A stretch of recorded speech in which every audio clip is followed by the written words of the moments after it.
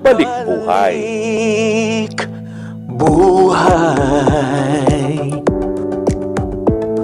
Magbalik buhay, magpabakuna.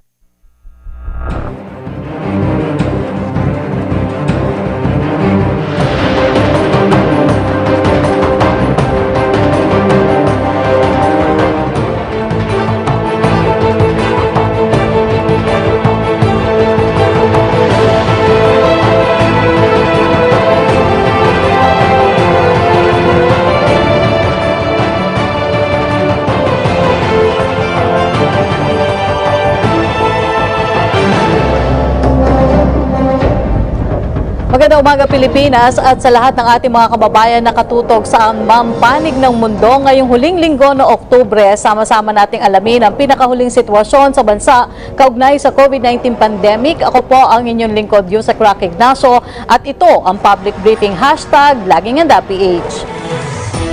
Bago po magtapos sa Oktubre, plano ng palawigin ng pamahalaan sa iba pang mga lugar sa bansa ang pagbabakuna sa mga edad 15 hanggang 17 na may comorbidity. Bukod pa dyan ay plano na rin pagbibigay ng third dose ng bakuna sa healthcare workers at mga nasa vulnerable sector. Kaugnay niyan, alamin natin ang mga rekomendasyon at reaksyon ng World Health Organization kasama si Dr. Rabi Abingasinghe, WHO representative to the Philippines. Good morning, Dr. Rabi.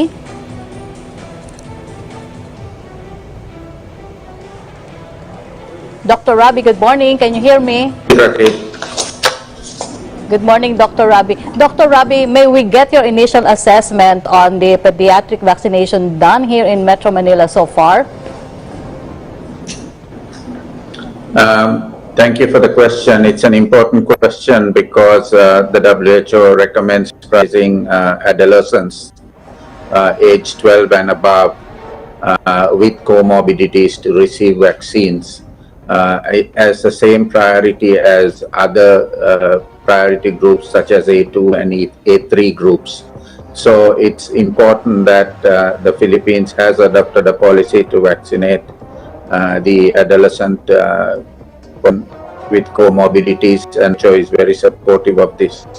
Initial vaccination rounds in NCR, I understand, have gone well with minimum side effects. So we encourage adolescents age 12 and above who are having comorbid conditions and their guardians, parents, to make sure that all of those adolescents access vaccines early. Thank you. Dr. Rabi, do you agree that it's a high time to roll out the pediatric vaccination outside Metro Manila as scheduled on Friday, October 29? For the comorbid groups, yes, we do agree. But we also continue to urge that increased availability of vaccine in the country means that need to start rolling out vaccines to the larger population, the adults. But also we need to be very conscious of the equity issues. WHO has raised previously several times its concern that we do not see equity. We see an inequitable situation with regards to access to vaccines in the provinces and in the regions outside of NCR and the major cities, especially for the most vulnerable, the A2 and A3 groups, where coverage ranges from about 30 to 40% in many of the regions and provinces. So with increased availability of vaccines, we continue to urge the local government units in those regions to make sure that as they roll out vaccines, they ensure a prioritization is also followed so that those most vulnerable groups are vaccinated. This is critically important because we still believe that we need to be very careful with dealing with the ongoing Delta experienced in some of the regions, and like we prioritize vaccination of those priority groups in NCR, we need to do that in those regions that are continuing to see increased number of cases if we are to save more lives. So our strong recommendation at local government units will continue to prioritize and vaccinate those groups, and the regions and provinces will ensure that there's adequate vaccine stocks to vaccinate the elderly and the comorbid populations, simultaneously while vaccinating the other groups, recognizing the availability of large stocks of vaccines in the country. But what is critically important is, if we are to stop the hospitals filling up, if we are to stop the deaths, we need to ensure that elderly and comorbid populations are fully vaccinated. Thank you. Dr. Robbie, are there really proven studies that older children are more prone to contracting the COVID-19 virus than the younger ones? As we know, currently we are only inoculating immunocompromised 15 to 17 years old, while the face-to-face classes will resume with only third graders and below. The issue actually is that we don't have a bill for the use of vaccines in under 12-year-old children as yet. So in that situation, we need to continue to ensure that the adults, the priority groups, are vaccinated, and that the children, as they start going out, continue to follow the minimum public health standards. That means avoiding crowded, closed settings like malls, dining areas, and ensure that they have access to by going out in open spaces, because we recognize that the pandemic and the movement limitations have had significant impact on their normal ability to grow up. So we need to address this immediately, and the way to do that is in the absence of recommendations for use of vaccines in kids, in children, we need to ensure that everybody else is vaccinated to create a safe environment, because these children could be a source of infection, although they could take the virus to the elders and the adults. So we need to ensure that the adults and the elders are fully protected. And then the kids need to follow the protocols that we have been advocating, in the sense of trying to maintain physical distancing, spending more time in open spaces, so that they are less exposed to the risk of infection. We know that when kids get infected, the large majority of them have mild infections. So it's something that 20 months of the pandemic has demonstrated, and we are now more confident that they can go out as long as the adults and the elders are fully vaccinated. Dr. Robbie, is the WHO still set to release its final recommendation on the third dose by November, and how likely will the WHO follow the said recommendation? Well, we already have a recommendation on third dose for particular vaccine brands. We have a recommendation for third dose for immunocompromised people, where we recognize that they are not capable of developing and sustaining the level of immunity that will protect them from severe disease and death. So we have said that our position is now that a third dose may be provided to more immunocompromised people if they have finished their 2 doses. And then we've also recommended a third dose for elderly above 60 years who received either Sinovac or Sinopharm vaccines. Now, in this allocation of third dose, we continue to urge that priority should be given to offer first and second dose to people who have not had access to vaccines. And then we start the third dose administration with the most elderly. So in other words, our recommendation is we start with the most severely immunocompromised. We start with the over 80s, then move to the over 70s, and finally to the over 60s. So this is what our position is now, so that we maximize the benefit of the third dose in those groups who will be receiving third dose. But again, the priority is to provide the first and second doses to those who have not been able to get a single shot, which is about 3 million people, unfortunately, still in the Philippines among the elderly. Dr. Robbie, I'll read some questions from our media partners. From Lay Alves of GMA News on booster doses. Should health workers and senior citizens already be given third doses or booster doses? What does the evidence say? So I like to clarify that what we are recommending is a third dose and not a booster dose. There is a difference in the scientific terminology, and we are saying a third dose for immunocompromised or elderly people who received Sinovac and Sinopharm, everybody who received the other UL listed vaccines. That is our current position. We continue to look at the global data on the protective efficacy of the vaccines. Vaccines still remain relatively very effective in preventing severe disease and death if you had the two doses. But in these groups of immunocompromised and the elderly who've received Sinovac and Sinopharm, they appear to require a third dose as an extended primary course. This is different from a booster. When we are talking boosters, we are talking of boosting the immunity in a general way. This is not what WHO is at this point of time. We will review the available data and make recommendations in November when the SAGE meets in the review of the global data. Right now, we have no recommendation on a booster dose. But Dr. Rabi, is it possible to get a booster shot after receiving a third dose? Is it more urgent to roll out the third dose instead of the booster shot? Sorry, I didn't. Your voice is breaking up. Can you repeat the question? Yes, Doctor. Is it possible to get a booster shot after receiving a third dose? Is it more urgent to roll out the third dose instead of the booster shot, Dr. Rabi? Definitely is more urgent that we give the third dose. But even the third dose, our priority is to provide vaccines to those who know doses at all. And then if vaccines are available, to those groups that I already mentioned. Ideally, should everyone get a third dose, or is it only for the immunocompromised and the vulnerable people, Dr. Rabi?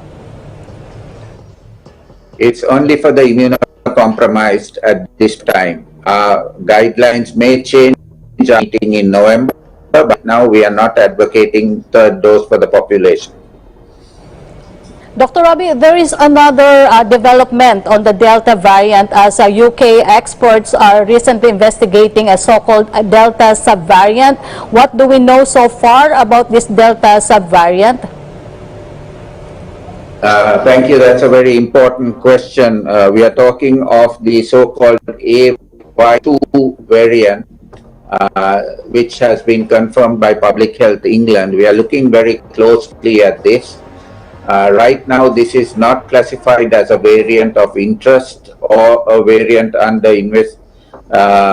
variant of concern. So WHO continues to monitor the spread of this particular new variant that has been detected. We are working with the public health authorities in the UK and other countries that have confirmed its existence.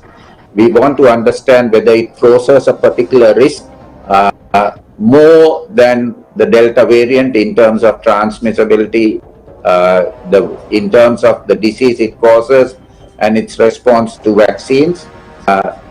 And in interim, this has not yet been classified as a variant of interest or a variant of concern, but we are following it up at this point of time. More evidence, we will share that with the Philippines and other countries. I also want to add that the Philippines is also monitoring variants, and this particular variant has not yet been confirmed in the Philippines. So we continue to work not only with those countries that have confirmed it, but we are also checking the presence of this variant even here in the Philippines, and that has not as yet been confirmed. Thank you. Rabi, should we be alarmed here in the Philippines considering that the alert level system has already been implemented to more places outside Metro Manila? I think we shouldn't be alarmed. We should be actually looking at how we can make the alert level system more functional, more effective, because the alert level system was brought in to bring back economic activity. This is something that we need to do, and the more effectively we do it, we can move and accelerate the economic recovery. So it is very important that we take a calibrated approach. We don't relax everything at once.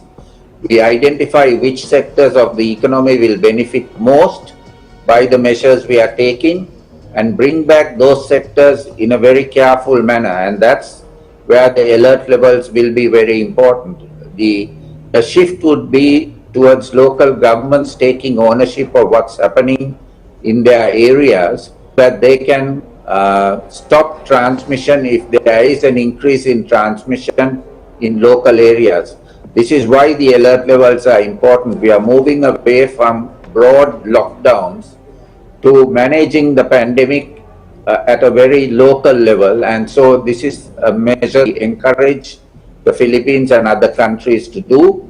But for that, we need to strengthen our processes on preparedness response at the government levels so that it can be effective. If it's not effective, we will have to look at a scenario where we have to go back into big lockdowns. And that is why we are urging that we vaccinate the elderly and the comorbids as early as possible, and strengthen our system so that the alert levels can be implemented at micro level, reducing the economic impact to the country. We have another media question, Dr. Rabi, from Evelyn Quiroz of Filipino Mirror. Do you agree with the recent downgrade to alert level 3 amid the decreasing number of coronavirus disease or COVID-19 cases? I would use a different term. I wouldn't say a decrease to alert level 3. It's a calibration to alert level 3, looking at how we can open up more sectors of the economy. But it needs to be also together with the implementation of the minimum health standards, and also with increasing vaccination coverage. And in the case of NCR, we believe that with 90% or more of the population accessing the one dose and over 80% two of the eligible population, we are in a position to take this calibrated approach. This is not a relaxation. We are calibrating and seeing how we can open up the economy more. It's not about going back to what things were before the pandemic, because we continue to recognize that the virus is still circulating. I believe last week we saw a decline of the positive cases in NCR, averaging more than 1,000 cases. So that means there are a lot of people infected out there, and we need to follow the minimum public health standards as we carefully open up sectors of the economy. Thank you. Dr. Rabi, from Tina Panganiban Perez of GMA News, Filipinos may already be planning reunions or trick-or-treats for All Souls Day, Christmas and New Year. Is it advisable to have these get-togethers already, and what can people do to avoid getting hit by COVID during this get-together? Well, in the first place, we need to continue to follow the minimum public health standards during get-togethers, and the IATF has recommended that get-togethers be limited to the immediate family. Now, we do recognize that it's 2 years and people want to get together. Overseas Filipinos want for Christmas, and so our position would be that we advocate for anybody wanting to travel back to the country to complete their vaccination courses before they come. This will provide better protection. On the other hand, it's also important that family members, seniors, expecting travelers or expecting to have reunions are also fully vaccinated. This will minimize the risk of another big surge following the vacation. Dr. Rabi, thank you so much for joining us today. Dr. Rabi Abeng-Yasihe from the World Health Organization. Keep safe, sir. Thank you so much, Secretary. Pleasure to be with you. Thank you, sir. Samantala, base po sa pinakahuling report ng Department of Health, nakapagtala ang Pilipinas ng karagdagang 5,279 na mga bagong kaso ng COVID-19. Sa kabuuan, umabot na yan sa 2,756,923 total cases. 7,312 naman po ang natalang bagong recoveries, kaya pumalo sa 2,654,173 ang bilang ng lahat ng gumaling sa bansa. Habang 41,793 naman po ang mga nasawi na nadagdagan kahapon ng 208. 2.2% ng total cases ang nagpapagaling pa o katumbas ng 60,957 active cases. Umapila si Senator Christopher Bongo sa ilang government agency na pag-aralan ng posibleng pagbibigay ng fuel discounts o subsidy ngayong patuloy na tumataas ang global oil prices. Narito ang detalye. Ilan sa mga hinikayat ni Senator Go ay ang Department of Energy, Department of Agriculture at Department of Transportation para sa nasabing usapin na nakapagpapahirap sa mga Pilipino. Naniniwala si Senator Go na ang hakbanging ito ay lubhang makakatulong sa mga pasaning dinadala ng ating mga kababayan.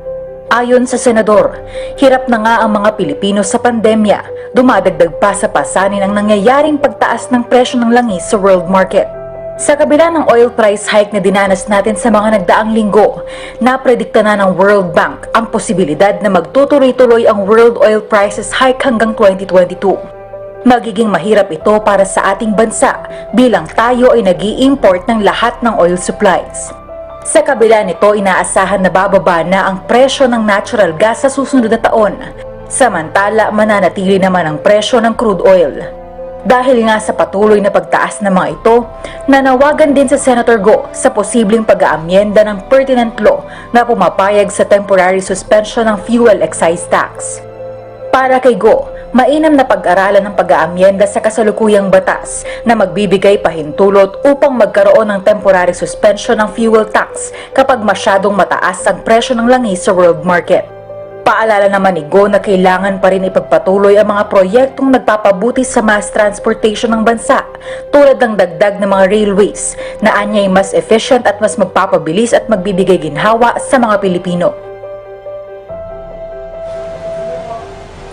Isang linggo na ang nakararaan matapos sa pababain sa Alert Level 3 ang buong Kalakhang, Maynila. Patuloy pa rin ang pagdagsa ng mga residente nito sa iba't ibang pasyalan na pamilihan.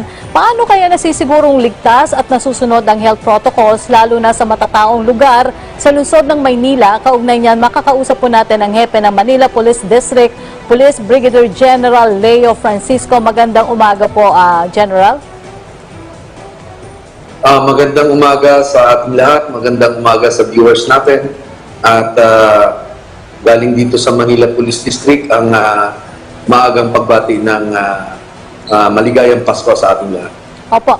Sir, kamusta po yung unang linggo ng Alert Level 3 dyan sa Maynila? Ramdam din po ba ng pulis ang pagdami ng mga lumalabas na tao nitong nagdaang linggo?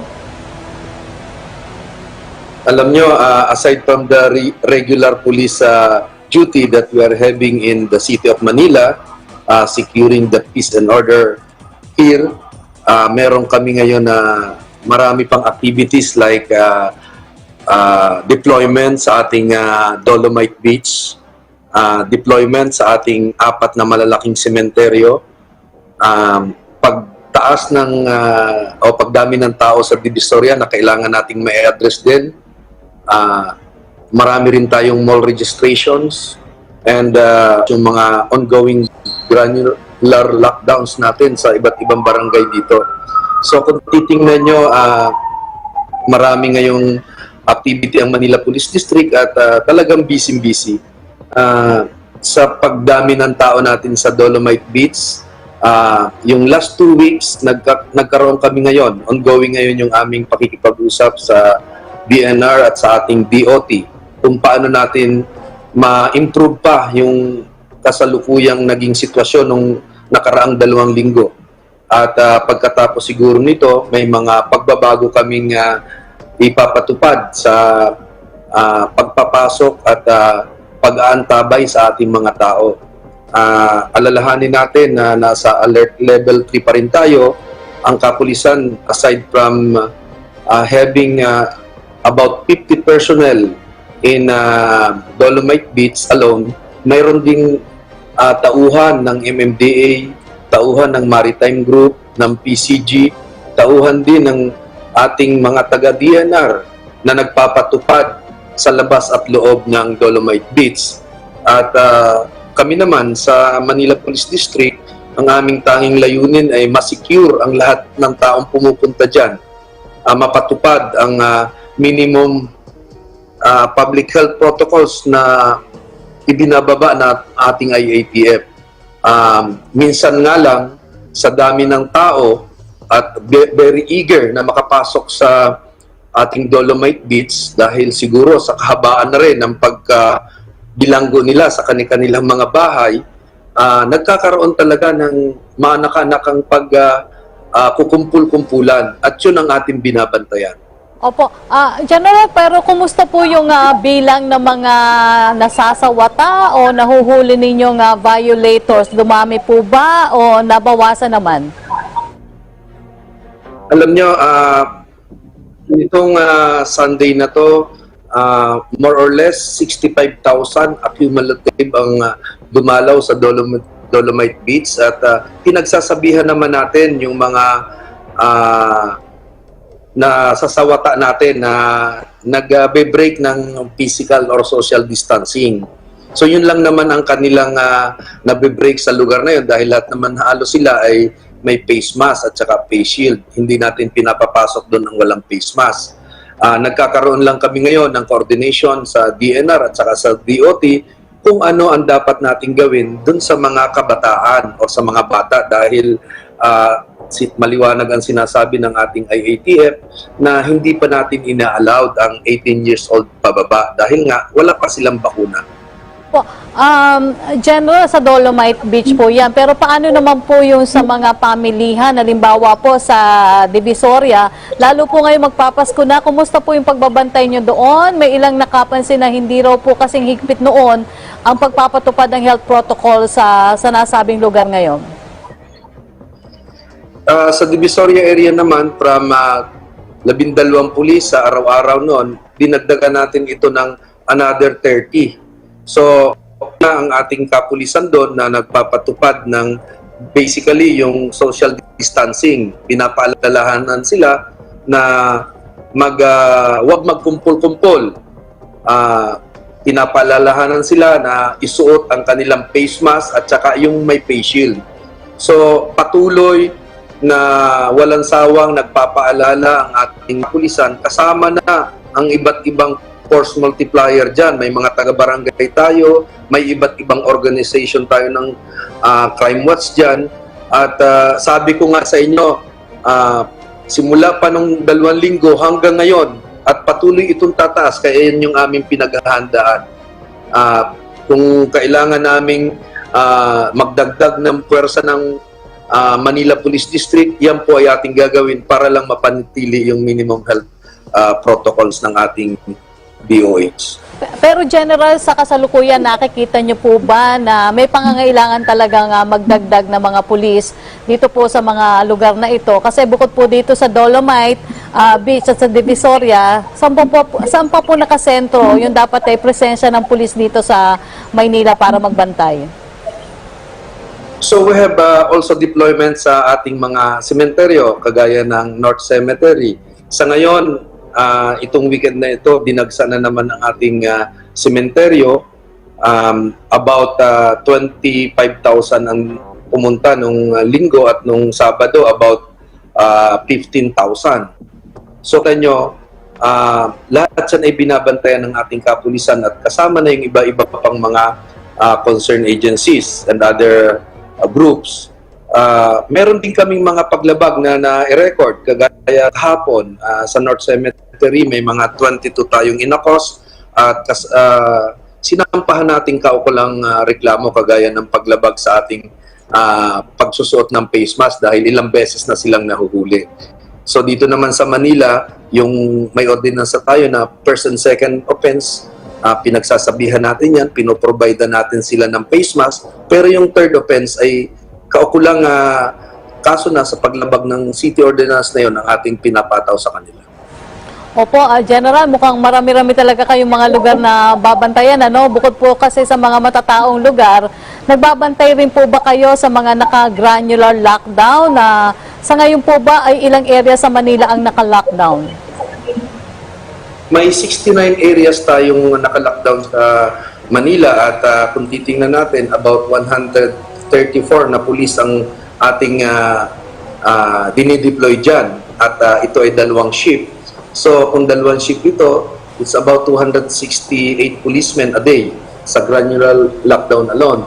Kaya ang kanila namang main activity doon or responsibilidad ay matiyak na walang lumalabas na tao. Sa ngayon naman, 0 incident kami doon at habang ginagawa naman ng Manila Health Department ang kanilang mga trabaho na i-contract trace, i-test yung mga naka-lockdown na lugar namin, ang pulis naman ay kanilang katulong sa pagpapatupad ng mga tungkulin ng ating Manila Health Department officials. Opo, General, may tanong lang yung mga kaibigan natin sa media. No? May tanong po sa inyo si Evelyn Quiroz ng Filipino Mirror.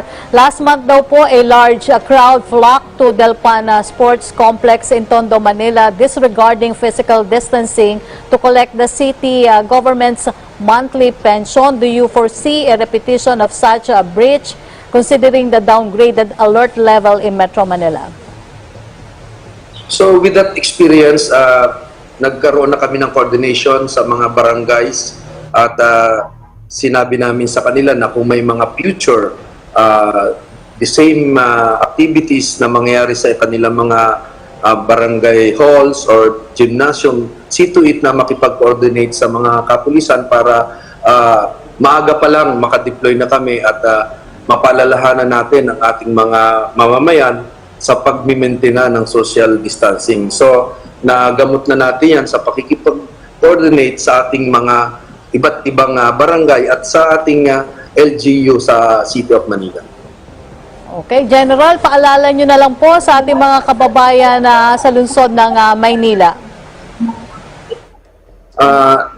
Ang inyo pong kapulisan dito sa Manila Police District ay nakikiusap na kung wala naman po tayong mahalaga at hindi naman essential services o travel yung ating pupuntahan at exercise lang, pwede naman pong wag na lang dito sa Manila at doon na lang po tayo sa kung saan tayo nakatira dahil ang sentro po ngayon ng puntahan kung hindi sa Luneta, Quiapo, Divisoria, ito ngayon po ang Dolomite Beach. Kaya nakikiusap po kami na andyan pa rin ang panganib ng COVID, pangalagaan natin ang ating mga kabataan, lalo na ating mga anak, at mas maganda mag-stay at home pa rin tayo. Okay, maraming salamat po. Always keep safe sa lahat ng ating mga pulis. Nakausap po natin si Police Brigadier General Leo Francisco mula po sa Manila Police District. Salamat po, sir.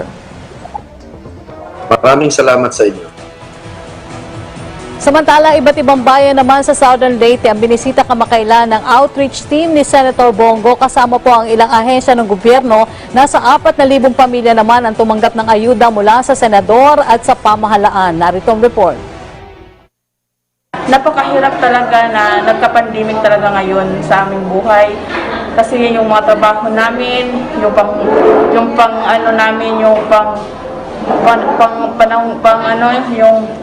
panghanap buhay namin, napiktuhan din. Kaya naghirap-hirap talaga kami dito.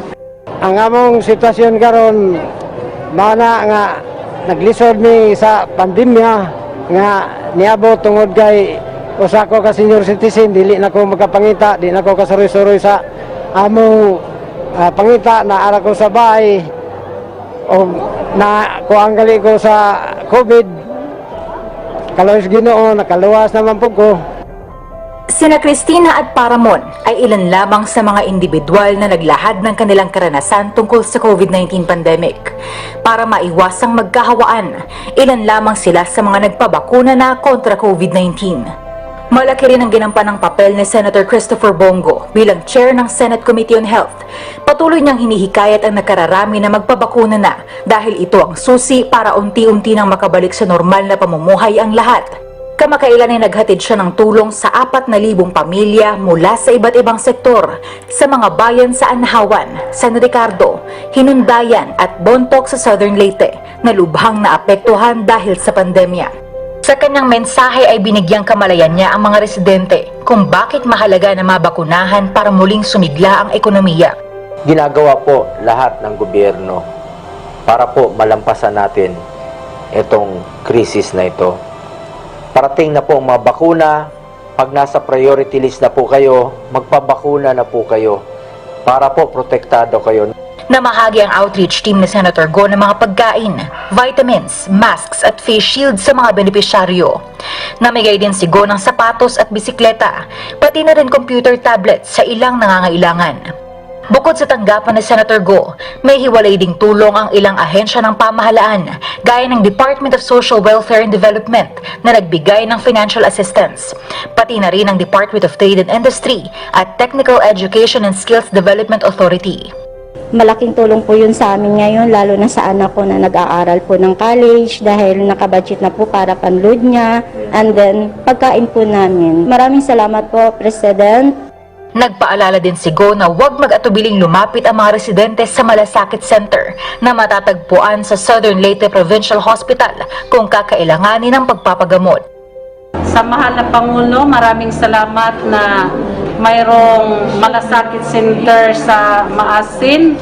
Malaking tulong po ito sa aming mahihirap. Kay Senator Bongo, maraming salamat din po na nagkaroon ng Malasakit Center na hindi kalayuan sa amin dahil maraming tulong din po ito sa aming mamamayan. Tuwing huling linggo na Oktubre ay ipinagdiriwang sa bansa ang National Correctional Consciousness Week. Kaya naman po kumustahin natin ang lagay ng Persons Deprived of Liberty o PDL sa bansa. Kasama po si BJMP spokesperson, Jail Chief Inspector Xavier Solda. Good morning po, Inspector. Mr. Krake, good morning at sa lahat po na nakasubaybay sa ating ngayon. Opo. Sir, kumusta po yung status ng vaccination sa ngayon ng ating mga PDL nationwide? Totoo po ba na more than half na at least may first dose laban sa COVID-19? Tanong din po yan ni JP Nunez ng UNTV. Well, that's correct, Yuski, at tuloy-tuloy po yung rollout natin ng vaccination sa ating persons deprived of liberty. In fact, as of today, dun ho sa 123,613 na PDL po natin, ang vaccinated ho ay umabot na sa 87,043. At ang naka-full dose na po dyan ay nasa 43,141. Tuloy-tuloy ho yung coordination natin sa National Vaccines Operation Center. Hindi po natin pinababayaan yung ating mga PDL, bagkus patuloy ho natin silang pinagmamalasakitan. In fact, hindi lamang po COVID-19 vaccine na mga ibinibigay po natin sa kanila, kasama ho sa mga strategies ng BGMP para ho maingatan at mapalakas yung kalusugan ng ating mga PDL ay ang pagbibigay din sa kanila flu vaccine at pneumococcal vaccine.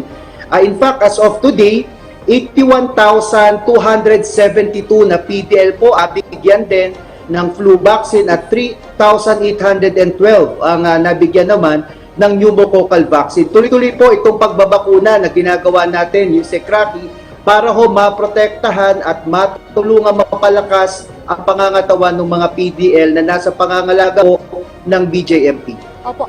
Sunod pong tanong ni JP Nunez, challenge pa rin po ba ang vaccine supply at kumusta daw po ang coordination ng BJMP sa mga LGU in terms of vaccine supplies? Well, unang-una, nagpapasalamat nga po tayo sa mga units po natin kasi hindi ho nila pinababayaan yung kanilang mga constituencies na under po ng BJMP. At salamat din po sa atin hong mga wardens dahil tuloy-tuloy ho yung pakikipag-ugnayan nila. Kaya nga ho, base sa datos natin, pumalo na ho sa 87,043 yung nabakunahan. Yun nga lang po, sana magtuloy-tuloy ho ito, no? At sana po yung hong hating mga representatives from the Department of Health and other health sectors ay magtulong-tulong at wag hong makalimutan yun hong ating mga kapatid na nasa bilangguan. Opo. Pero ang tanong naman po ni Evelyn Quiroz ng Filipino Mirror, the Philippine government has vaccinated only 10% daw po of convicted prisoners in correctional facilities nationwide. Data from the Bureau of Correction showed. Are there plans to increase this number to reduce the risk of infestation among the inmates? May data po ba kayo? Ilan ang nagkaroon ng COVID sa mga correctional facilities nationwide? At ilan daw po yung mga sumakabilang buhay? Well, we are hoping po na yung mga nasa Bureau of Corrections, lahat sila ay mabakunahan at mapabilis din ho yung inoculation. Though, magkaiba ho kasi ang Bucor at ang BJMP, no? As far as the BGMP is concerned, mataas ho yung bilang ng ating mga nabakunahan na PDL.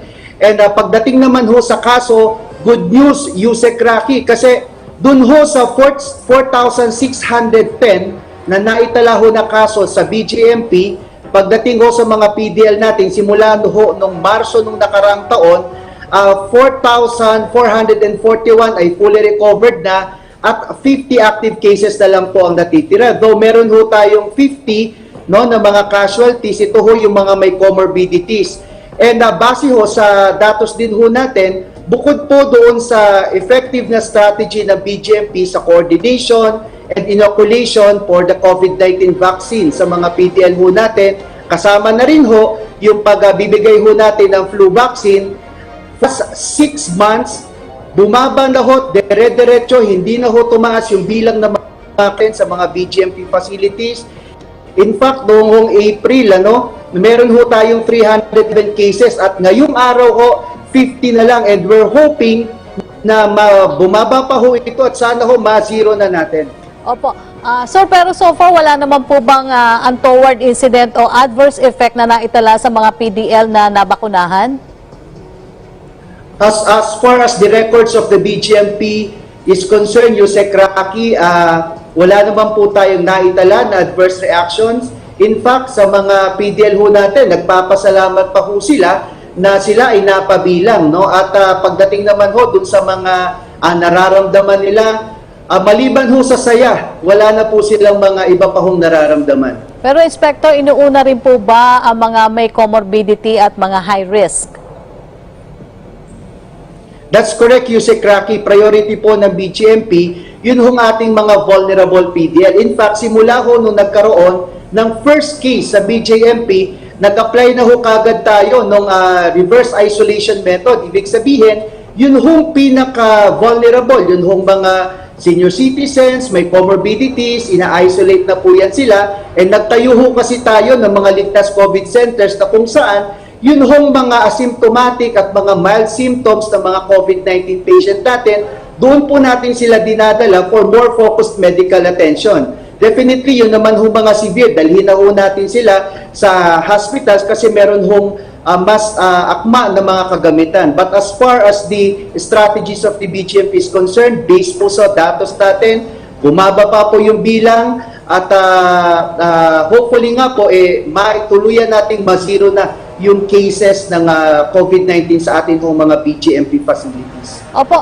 Sir, issue po ba yung physical distancing dyan? Kasi paano po tinutugunan ng BJMP ang iba pang pangangailangan ng ating mga PDL dito nga sa gitna ng pandemya? Kasi paano po nasisiguro yung safety nila? Lalo alam naman po natin congested ang maraming piitan, kaya medyo imposible po yung physical distancing. Well, that's correct, no, Yusek Rocky. Medyo challenge po sa BJMP ang congestion rate natin, but definitely naman with the health and security protocols na inilatag po natin, no, at aware po ang personnel natin at ang BJMP, ang mga PDL po natin sa BJMP dito, kaya ho natutulungan natin sila na maingatan ang kanilang mga sarili. No, ito pa rin naman po yung pag-monitor natin doon sa mga vulnerable PDL natin. And so kanina, kung meron kang mga COVID-19-like symptoms, o kaya pasok mo pa lang sa BGMP facilities, base sa health records mo, kakailanganin ka na i-isolate. Ganun po ang ginagawa natin.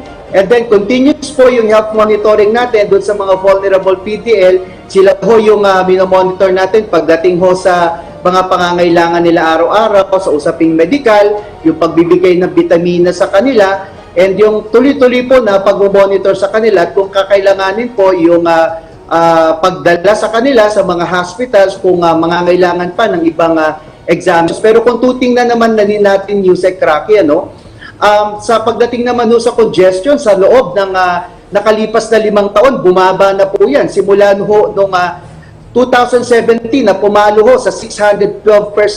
Sa kasalukuyan nasa 415% na lamang po tayo.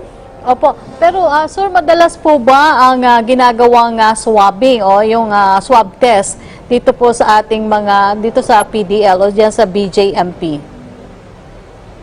Well, actually po, Rocky, bago ka naman pumasok sa mga BGMP facilities natin, doon sa mga local government units natin na meron yung kakayanan na i-swab test muna bago sila ipasok sa mga BGMP facilities natin, ginagawa po natin yan. And kung doon naman sa mga PDL natin na kinakakitaan ng mga sintomas, then definitely po mag-undergo po yan sila ng swabbing para ma-check natin, masiguro natin na kahit nandun sila sa isolation facilities ng BJMP, namomonitor po natin bago po sila dalhin doon sa general population. Kasi po, Rocky, yun mga bagong PDL natin, hindi naman kaagad yan hinahalo sa general population. I-isolate muna sila, 14 days po sila doon para i-monitor yung condition nila and para rin masiguro natin na kung sakaling mga carrier itong mga ito ay hindi sila makakahawa doon sa general population at dadalhin sila sa ligtas COVID centers for more focused medical attention. Opo, sir, paano naman po yung sistema sa mga dalaw? Sa kasalukuyan po, temporary suspended pa rin po yung contact visitation. Bahagi ito ang ingat na ginagawa ng BGMP. Hindi lang naman po yung mga PDL ang pinagmamalasakitan po ng BGMP na wag mahawa, kundi iniisip din namin yung kapakanan ng mga pamilya na pupunta sa facilities namin, magbabiyahe, lalo na dun sa highly urbanized areas or areas na mataas yung COVID-19 cases. Sila talaga yung iniisip natin, But for the meantime, kinausap naman natin at ipiniliwanag natin sa mga pamilya at sa PDL na while suspended ang contact visitation, in-expand po natin yung ating electronic dalaw at pagdating naman sa mga essential items, pwede silang magpaabot doon sa mga jail facilities natin. Ang mahalaga Rocky, masiguro po muna natin na ligtas ang hindi sila carrier pagdating sa pagpasok sa mga jail facilities natin at nasisiguro natin na tuloy-tuloy yung ugnayan ng mga PDL namin sa kanilang mga kaanak sa labas. Opo. Sir, ngayon po huling linggo ng Oktubre, pinagdiriwang po natin yung National Correctional Consciousness Week. So ano po yung mga aktibidad ng BJMP tungkol dito at gaano po ba kahalaga ang taunang selebrasyon na ito para sa ating mga kababayan sa bilangguan? Well, doon sa Presidential Proclamation 551, yung pagdedeklara ng National Correctional Consciousness Week, mahalaga ito hindi lamang po sa mga PDL, kundi sa kanilang mga pamilya at sa kanilang mga komunidad. Pinagtitibay nito yung pangangailangan na wag nating kalimutan yung sektor ng kulungan sapagkat ang issue ng mga facilities natin, ang issue ng mga PDL namin ay hindi lamang issue ng BGMP, kundi issue ito ng bawat sektor ng lipunan na pwede naman natin pagtulong-tulungan. Kasi kung hindi natin tutulungan, hindi natin gagabayan yung mga kapatid natin na nasa kulungan, na nagkamali ng desisyon sa buhay, this will be the same set of people na maaring bumalik sa community at maligaw muli ng landas. And ngayon National Correctional Consciousness Week, muli kaming nagpapaalala sa ating mga kababayan na mahalaga ang buhay at dignidad kapatid natin na nasa kulungan. Patuloy natin silang pagmalasakitan at samahan nyo po ang BGMP sa pagsusulong ng mga livelihood programs, behavior management programs, ng mga cultural and sports activities, ng counseling, pati yung mga mental health concerns at lahat tayo. Sama-sama po tayo na tulungan natin yung mga kapatid natin sa nasa kulungan para sa kanilang tuloy-tuloy na pagbabagong buhay. Okay, kami po ay nagpapasalamat sa inyong panahon, Jail Chief Inspector Xavier Solda. Salamat po, sir. Salamat din po, Rocky. Magandang umaga po. Samantala, magbabalik pa ang public briefing hashtag Laging HandaPH.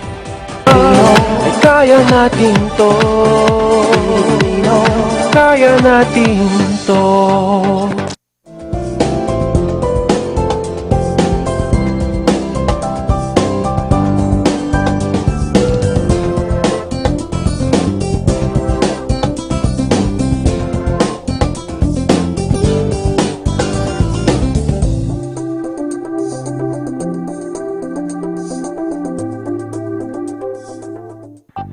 Narito ang gabay para sa COVID-19 Alert Level System na ipatutupad para mapigilan ang paglaganap ng COVID-19. Sa ilalim ng sistemang ito, magkakaroon ng 5 alert level base sa risk assessment ng bawat lugar. Alert Level 1. Ito ay tumutukoy sa mga lugar kung saan may mababang bilang ng mga kaso ng COVID-19 na patuloy na bumababa, pati na ang mga bilang ng mga nagpapaospital.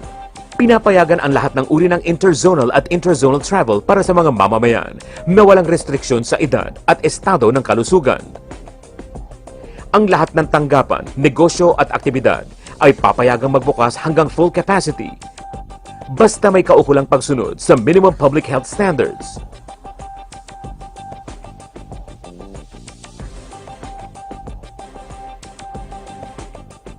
Papayagan din ang face-to-face classes para sa basic education, basta aprobado ng pamahalaan.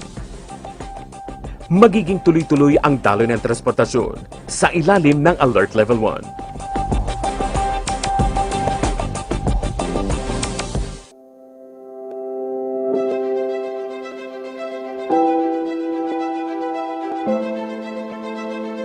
We launched an unprecedented war against illegal drugs and to destroy their apparatus. That permitted every level and sector of society. Sa totoo lang, marami na akong napagdaanan magbuhat ng mamulat ako sa panunungkulan. Pero nakita ko ngayon yung sinseridad ng presidente natin sa pagtulong niya sa mga laylayin ng barangay.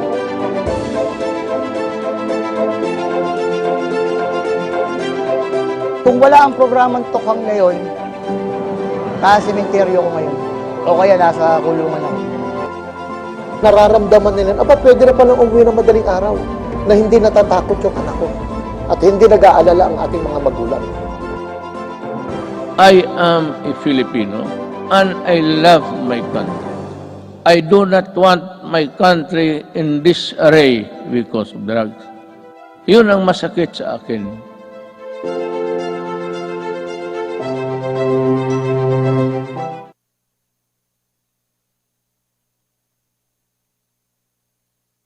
Kaya natin to. Puntahan naman po natin ang mga balitang nakalat ng Philippine Broadcasting Service sa mga lalawigan ng bansa. Hatid po yan ni John Mogol mula sa PBS Radyo Pilipinas. Marami pong salamat, Yusek Rocky. Magandang balita mula sa Palawan. Ang bilang ng mga aktibong kaso ng COVID-19 sa lungsod ng Puerto Princesa patuloy na bumababa. Buong detalye sa ulat ni Lizelle Pilapil. COVID Radio. Hashtag Laging Handa Radyo Pilipinas Special Coverage. Bumaba na sa 941 ang bilang ng mga aktibong kaso ng COVID-19 sa lungsod ng Puerto Princesa matapos na ilang araw itong lumampas sa bilang na mahigit sa 1,000. Bagaman may panibagong 108 na antigen positive at 8 RT-PCR positive na naitala kahapon, nakapagtala rin ng mahigit sa 200 individual na nakarecover sa nasabing sakit. 4 naman ang naitalang nasawi dahil pa rin sa COVID-19 at 3 sa mga ito ang positibo sa antigen test at 1 ang positibo sa RT-PCR test. Base sa ulat ng City Epidemiology and Surveillance Unit o CESO, ang mga nasawi ay mga residente ng Barangay Liwanag, San Miguel, Santa Lourdes at Santa Monica. Dahil dito ay umaabot na ngayon sa 77 ang mga nasasawi sa COVID-19 sa Puerto Princesa sa buwan lamang ng Oktubre ng taong ito. Lumalabas din na 72 sa mga nasawi ay unvaccinated, kung kaya't patuloy ang kampanya ng IMT at Puerto Princesa City COVAC na magpabakuna na ang mga residente ng lungsod. Alindigi sa Puerto Princesa, Palawan, Lizelle Pilapil, Radyo Pilipinas. Samantala, USEC ang DSWD 6 na mahagi ng food packs sa mga IP community sa Iloilo at Antique. Magbabalita si JP Hervas. COVID Radio. Hashtag Laging Handa Radyo Pilipinas Special Coverage. Namahagi ng family food packs ng Department of Social Welfare and Development o DSWD-6 sa mga indigenous peoples o IP community sa Western Visayas. Kasabay ng pagdiriwang ng National Indigenous Peoples Month, binisita ng DSWD at binigyan ng food packs ang 252 Bukidnon Iraynon sa Libertad Antique. Samantala, namahagi din ng food packs ang DSWD sa 580 panay Bukidnon mula sa Barangay Bagumbong, Agsirab at Hayobo sa Lambunaw, Iloilo.